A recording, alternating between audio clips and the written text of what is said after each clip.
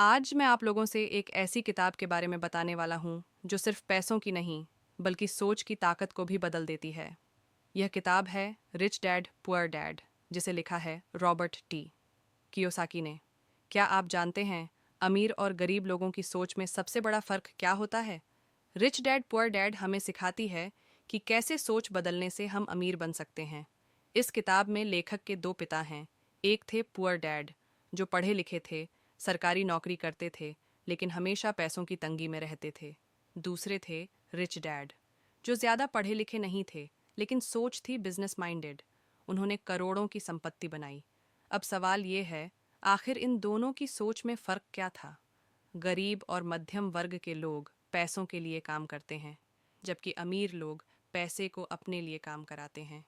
हमारे स्कूल हमें डिग्री देते हैं, लेकिन पैसों का सही ज्ञान नहीं सिखाते। अमीर लोग एसेट बनाते हैं, ऐसी चीज़ें जो उनकी जेब में पैसा डालती हैं, जैसे रियल एस्टेट, स्टॉक्स या बिजनेस। जबकि गरीब लोग लायबिलिटीज़ खरीदते हैं, ऐसी चीज़ें जो उनकी जेब से पैसा निकालती हैं, जैसे किस्तों में खरीदी गई गाड़ियाँ या घर। इस वीडियो में हम जानेंगे कि कैसे आप भी रिच डैड की सोच अपनाकर पैसों की रेस से बाहर निकल सकते हैं। वीडियो को अंत तक ज़रूर देखिए, क्योंकि आखिर में है आपके लिए एक बेहद ख़ास सलाह। तो चलिए शुरू करते हैं रिच डैड पुअर डैड की कहानी हिंदी में। पहला सबक, अमीर लोग पैसे के लिए काम नहीं करते। लेखक बताते हैं कि गरीब और मध्यम वर्ग के लोग पैसों के लिए दिन रात मेहनत करते हैं, लेकिन अमीर लोग पैसे को अपने लिए काम पर लगाते हैं। वे बिजनेस, रियल एस्टेट और निवेश के जरिए ऐसा सिस्टम बनाते हैं जो उनके लिए पैसा कमाता है, चाहे वो सो रहे हों या छुट्टी मना रहे हों। सीख ये है, अगर आप हमेशा पैसे के पीछे भागते रहेंगे तो आप कभी भी आर्थिक आज़ादी नहीं पा सकेंगे। पैसे को कमाना नहीं, उसे संभालना और बढ़ाना सीखिए। दूसरा सबक वित्तीय शिक्षा है। असली ताकत स्कूल हमें गणित, इतिहास और विज्ञान सिखाते हैं, लेकिन पैसे को कैसे मैनेज करें, निवेश कैसे करें, टैक्स कैसे बचाएं, यह कोई नहीं सिखाता। रिच डैड हमेशा कहते थे, फाइनेंशियल एजुकेशन लो, वरना पूरी जिंदगी दूसरों के लिए काम करते रहोगे। सीख ये है, अगर आप अमीर बनना चाहते हैं तो किताबों से नहीं, पैसों के व्यवहार से सीखिए। तीसरा सबक, एसेट और लाइबिलिटी में फ़र्क समझो। एसेट यानी ऐसा जो आपकी जेब में पैसा डालता है, जैसे किराए पर दिया घर, स्टॉक्स, बिजनेस या निवेश। लाइबिलिटी यानी ऐसा जो आपकी जेब से पैसा निकालता है, जैसे कार की ईएमआई, क्रेडिट कार्ड का बिल या वो घर जिसमें आप रहते हैं लेकिन किराया नहीं कमाते। अमीर लोग एसेट बनाते हैं, गरीब लोग लायबिलिटीज़ को एसेट समझकर खरीदते हैं। सीख ये है, अगर आप आर्थिक रूप से मजबूत बनना चाहते हैं तो अपनी एसेट लिस्ट बढ़ाइए, न कि खर्च। चौथा सबक, जोखिम से मत डरिए, सीखिए।